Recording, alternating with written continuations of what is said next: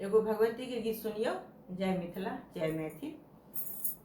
मैया मोरी दुलरी सिरहन माँ पंखा डोले हो लाल। मैया मोरी दुलरी सिरहन माँ पंखा डोले हो लाल। मैया के मांग में टीका शोभे, मैया के मांग में टीका शोभे। सिंदूर लागे सुहावन हो लाल, सिंदूर लागे सुहावन हो लाल। मैया मोरी दुलरी सिरहन माँ पंखा डोले हो लाल। मैया मोरी दुलरी सिरहन माँ पंखा डोले हो लाल। मैया के गला में हारो शोभे, मैया के गला में हारो शोभे।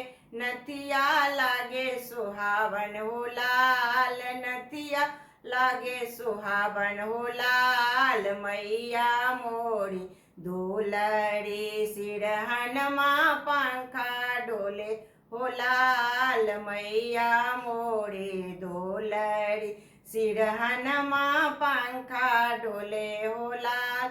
मैया के अंग में चुनरी शोभे, मैया के अंग में चुनरी शोभे। गोटा लागे सुहावन हो लाल, गोटा लागे सुहावन हो लाल। मैया मोरी दुलरी सिरहन माँ पंखा डोले हो लाल। मैया मोरी दुलरी सिरहन माँ पंखा डोले हो लाल। मैया के पाँव में पायल शोभे, मैया के पाँव में पायल शोभे। बिछिया लागे सुहावन हो लाल, बिछिया लागे सुहावन हो लाल। मैया मोरी दुलरी सिरहन माँ पंखा डोले हो लाल। मैया मोरी दुलरी सिरहन माँ पंखा डोले हो लाल। मैया मोरी दुलरी सिरहन माँ पंखा